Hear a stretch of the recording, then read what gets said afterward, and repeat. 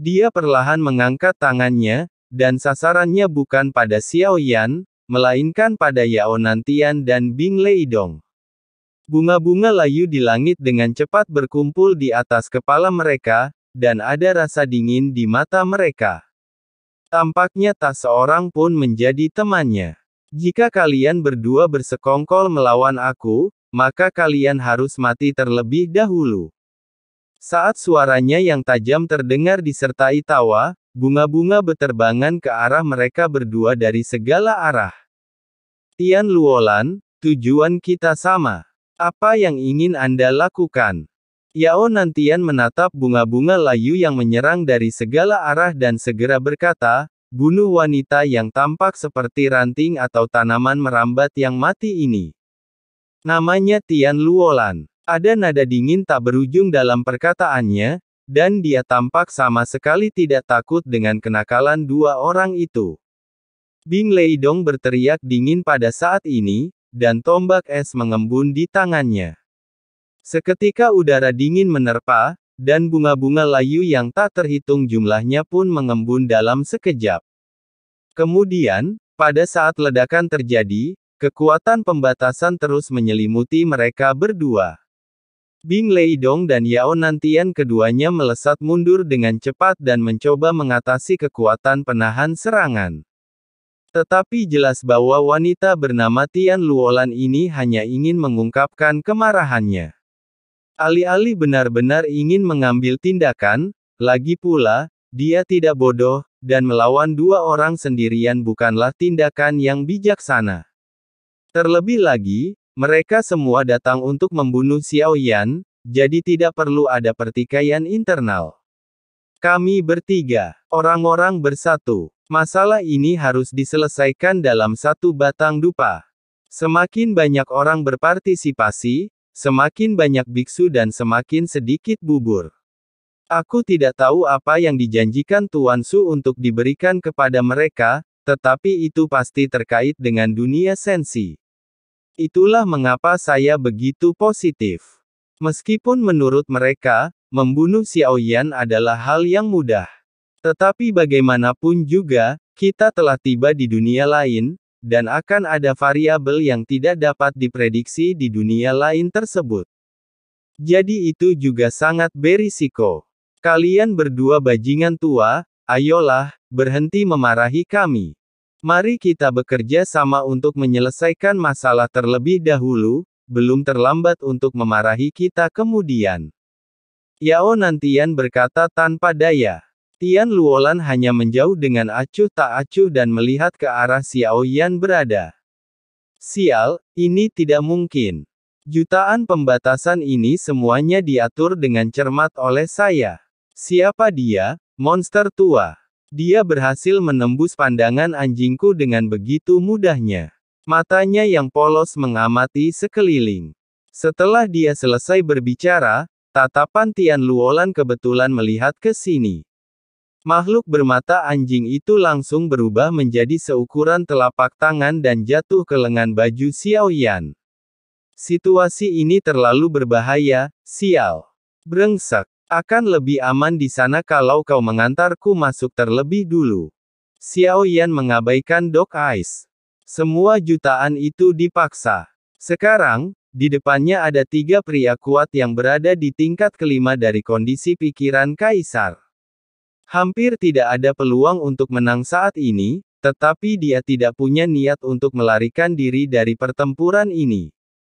Jika mereka lolos, pengejaran tidak akan ada habisnya, jadi mereka harus diberi peringatan yang cukup sekarang. Buat mereka membayar harganya. Tian Luolan pertama-tama sepenuhnya menghalangi bongkahan kehampaan ini. Agar tidak bisa kabur dari sini. Bing Leidong, kau kendalikan dia, aku akan memberinya pukulan mematikan. Kata Yao Nantian. Setelah dia selesai berbicara, 3 bendera muncul di belakangnya. Sekuat harimau. Keduanya berkompetisi dan mengikuti pengaturan Yao Nantian. Tentu saja tidak ada yang salah dengan pengaturan seperti itu. Itu dapat memastikan tidak ada yang salah. Semua seranganmu tadi dinetralisir olehnya. Jika kamu tidak mampu melakukannya, biarkan aku yang melakukannya. Bing Leidong berkata dengan suara yang dalam, yakinlah. Aku tidak serius tadi, tapi langkah selanjutnya yang akan kulakukan adalah membunuh Bing Leidong dengan tombak es di tangan. Dia lalu mengangkat tangannya dan melambaikannya, lalu beberapa naga es raksasa meraung keluar dari senjata di belakangnya lagi, menyerbu ke arah Xiao Yan dengan aura es yang mengerikan. Kehampaan yang dilaluinya tampaknya membekukan kekuatan asli dari kehampaan. Rasanya hal ini telah dibawa ke tingkat yang hampir ekstrim. Meskipun Xiao Yan memiliki begitu banyak hati yang berapi-api dan bergemuruh, jumlah tahun monster tua ini bertahan hidup tidak terhitung. Selama tahun-tahun yang tak berujung ini, tingkat pemahamannya melampaui apa yang dapat dicapai Xiao Yan. Inilah kekuatan unik mereka, fondasi waktu. Teratai abadi di depan Xiao Yan menyebar dan sepenuhnya menyelimuti kekosongan di mana dia berada. Baru 3. Sementara orang-orang berdebat, Xiao Yan sudah membuat persiapan. Pada saat ini, ia memiliki guntur dan api. Pegang kedua wajah di telapak tangan Anda.